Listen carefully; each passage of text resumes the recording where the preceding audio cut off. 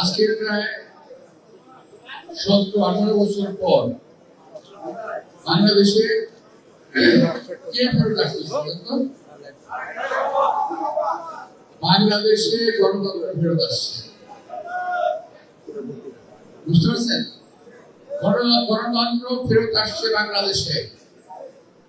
যেই গণতন্ত্র বিএনপির হাতে, দেশনেত্রী বেগম খালেদার হাতে বাংলাদেশে প্রতিষ্ঠিত হয়েছিল, যে গণতন্ত্র শহীদ রাষ্ট্রপতি জিয়া রহমান এই দেশবাসীর জন্য রেখে গিয়েছিলেন, তারই যোগ্য উত্তরসূরি যিনি দীর্ঘদিন কারাবাসের পর চিকিৎসার জন্য লন্ডনে গিয়েছিলেন, চিকিৎসা শেষে বিভিন্ন কারণে তিনি ফিরে আসতে পারেন নাই। আজকে সেই গণতন্ত্রকে সাথে নিয়ে আসছেন আমাদের নেতা তারেক রহমান, বাংলাদেশ আসছেন, তাকে আমরা স্বাগত জানাবো, প্রাণ অভিনন্দন জানাবো। বাংলাদেশের প্রতিটি জনগণ তার এই আগমনের অপেক্ষায় আছে। আপনারা এবং আমরা ভাগ্যবান, তাকে আমরা অনেক কাছে থেকে ঢাকায় বসবাস করি, আপনাদেরকে অভ্যর্থনা জানানোর সুযোগ পাবো। তো এই যে অভ্যর্থনা, এই জন্য ইতিমধ্যেই বিভিন্ন রকম কোম্পানি করা হয়েছে। ঢাকা মহানগরী কোম্পানি করা হয়েছে, তারা এখানে কাজ করছেন। ইতিমধ্যেই আপনাদের নির্দেশনা হয়েছে, আমি সেই দিক নির্দেশনায় যাবো না, শুধু এটুকু বলবো যেখানে ভিড় হবে সেখানে কেউ ধাক্কাধাক্কি করে সামনে যাওয়ার চেষ্টা করবেন না। এত লোক হবে,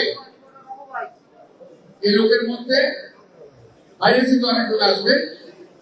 এই লোকের মধ্যে যদি আমরা কোন রকম বিশৃঙ্খল হয়ে যাই, বহু লোকের হয়তো দেওয়ার সম্ভাবনা আছে, এটা একটু মাথায় রাখতে হবে।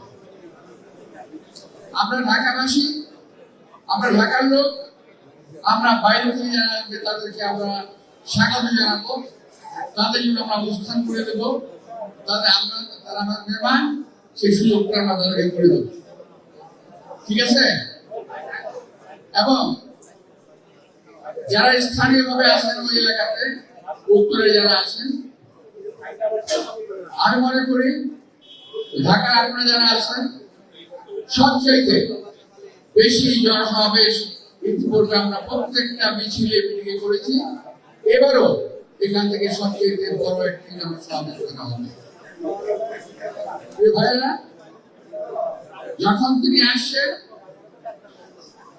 এই দেশের অভ্যন্তরে যারা বসবাস করেন, এই দেশের বাইরে যারা বসবাস করেন, যারা এই দেশের মঙ্গল কিংবা এই দেশের শান্তি চান না, এমন এক শ্রেণীর লোক বাংলাদেশে বসবাস করে।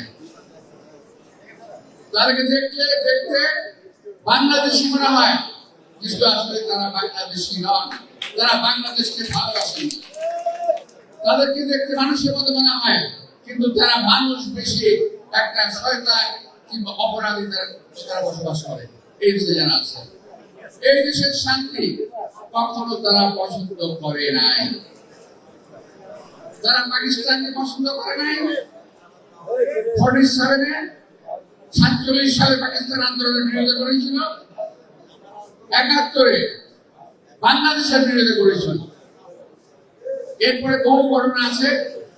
আজকে তারা কিছুদিনের জন্য দমিত হলো, আজকে দাঁত নখ আজকে তারা প্রসারিত করেছে, দাঁত নখ বিস্তার করেছে।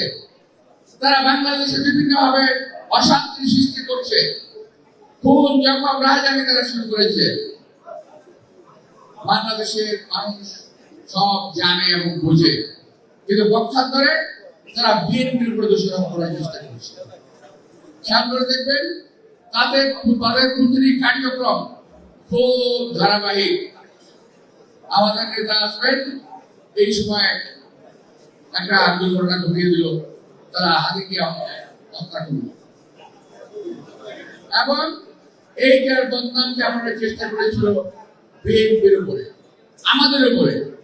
কিন্তু আল্লাহর শেষ রহমত আসামি আসামিকে শনাক্ত করা গেছে। ফলে সেই অপরাধার বিএনপির উপরে নাই। আর বিএনপি কখনো খুন, জখম, হত্যাকাণ্ড, মবের রাজনীতিতে বিশ্বাস করে না। তার অর্থ এই নয় যে বিএনপি হাত পা গুটিয়ে বসে থাকে। যদি প্রয়োজন হয় এই সমস্ত ষড়যন্ত্রকারীদেরকে ৭১ সালে আমরা যেভাবে জবাব দিয়েছিলাম, ইনশাল্লাহ আজকে 25-এও একইভাবে আমরা জবাব দেব। দেশের স্বাধীনতা, দেশের সার্বভৌমত্ব আমরা কোনোভাবেই পূর্ণ হতে দেব না।